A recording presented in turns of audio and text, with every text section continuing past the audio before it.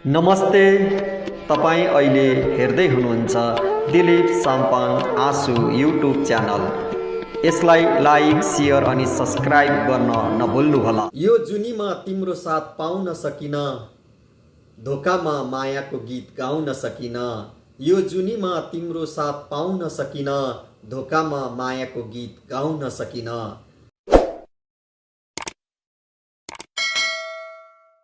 नमस्ते, म दिलीप राई हजुरहरूलाई दिलीप साम्पाङ आँसु युट्युब च्यानलमा स्वागत गर्न चाहन्छु।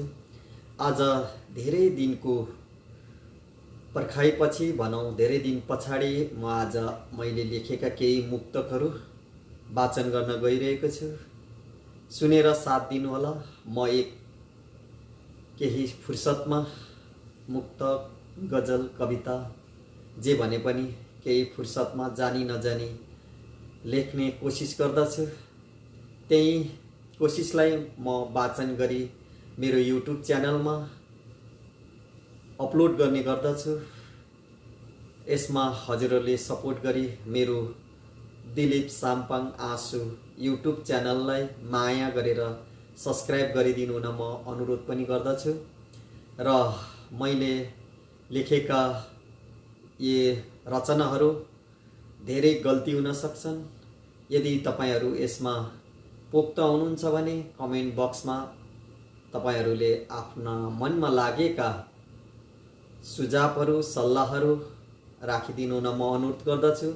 र ती हजुरहरूको सुझाव म मनन गर्नेछु र आफूलाई सुधार गर्दै लानेछु भन्ने हजुरहरूलाई म यही कुरा भन्दै म मुक्तक वाचन गर्न गइरहेको छु।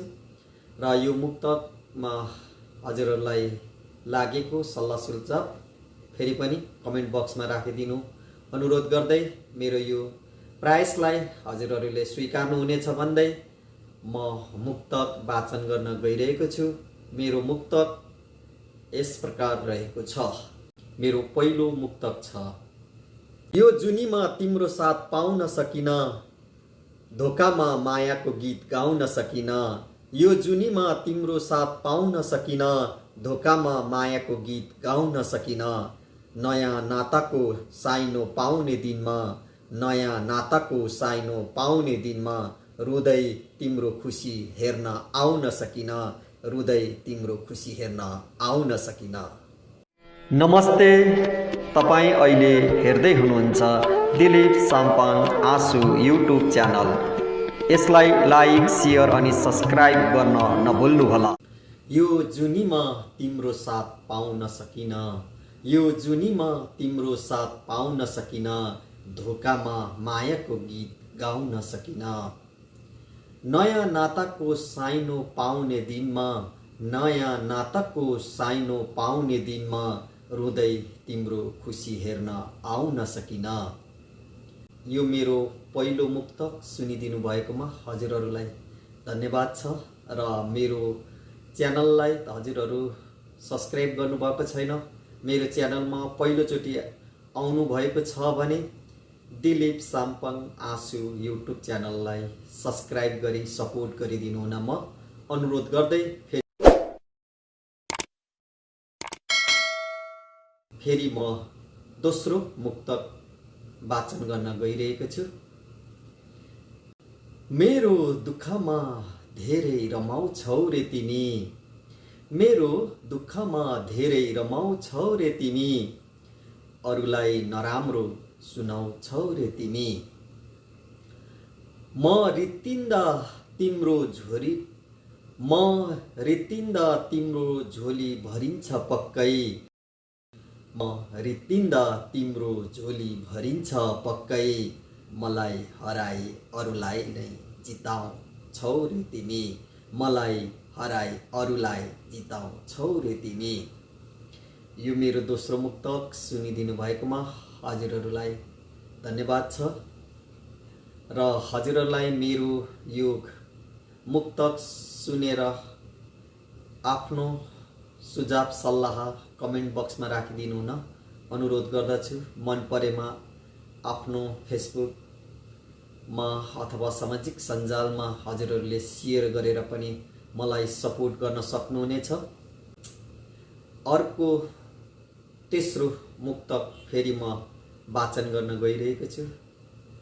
यो सुनेर हजुरहरूले साथ दिनुहुन्छ भन्ने मैले आशा लिएको छु। मुक्तक सुनेर साथ दिनुभएकोमा हजुरहरूलाई धेरै धेरै धन्यवाद छ र म फेरि पनि अर्को तेस्रो मुक्तक वाचन गर्न गइरहेको छु। यसलाई पनि हजुरहरूले सुनेर अथवा मेरो भिडियो हेरेर साथ दिनुहुन्छ भन्ने मैले आशा लिएको छु।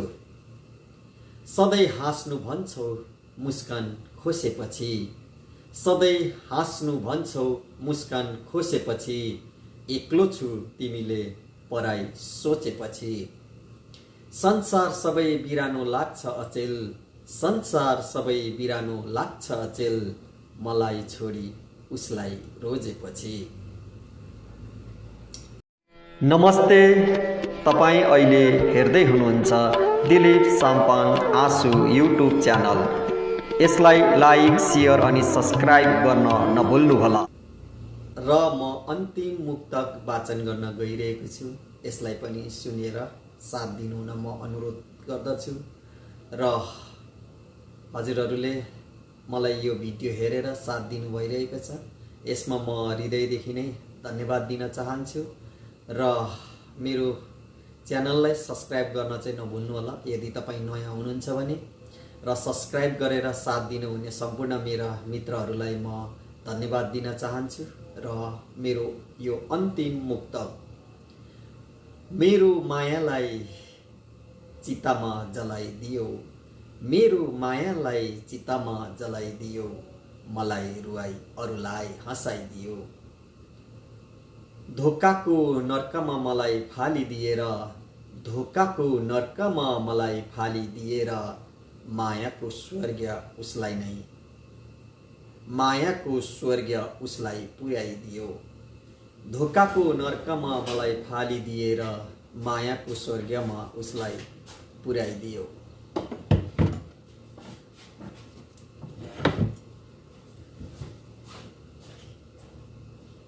धन्यवाद छ यहाँहरूलाई मेरो मुक्तक सुनिदिनु भएकोमा। म एउटा लेखनमा रुचि राख्ने अथवा कहिलेकाहीँ फुर्सदमा जानी नजानी मुक्तक लेख्ने अथवा कविता गजल लेख्ने कोसिस गर्दछु। यसमा हजुरहरूले सुनेर सपोर्ट दिनुहोला। आफूलाई लागेको कुरा कमेन्ट बक्समा राखिदिनु होला। यति भन्दै अन्त्यमा मेरो यो दिलीप साम्पाङ आँसु युट्युब च्यानललाई सपोर्ट गरी सब्सक्राइब गरिदिनु हुन अनुरोध पनि गर्दछु र मेरो यो पुरा भिडियो हेरिदिनु भएकोमा फेरि पनि हजुरहरूलाई हृदयदेखि नै धन्यवाद दिन चाहन्छु। हस्त धन्यवाद। मेरो मायालाई चितामा जलाइदियो, मलाई रुवाई अरूलाई हँसाइदियो।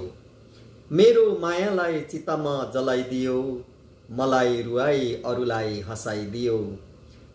धोकाको नर्कमा मलाई फालिदिएर, धोकाको नर्कमा मलाई फालिदिएर, मायाको स्वर्गमा उसलाई पुर्याइदियो, मायाको स्वर्गमा उसलाई पुर्याइदियो। नमस्ते, तपाईँ अहिले हेर्दै हुनुहुन्छ दिलीप साम्पाङ आँसु युट्युब च्यानल। यसलाई लाइक, सेयर अनि सब्सक्राइब गर्न नभुल्नुहोला।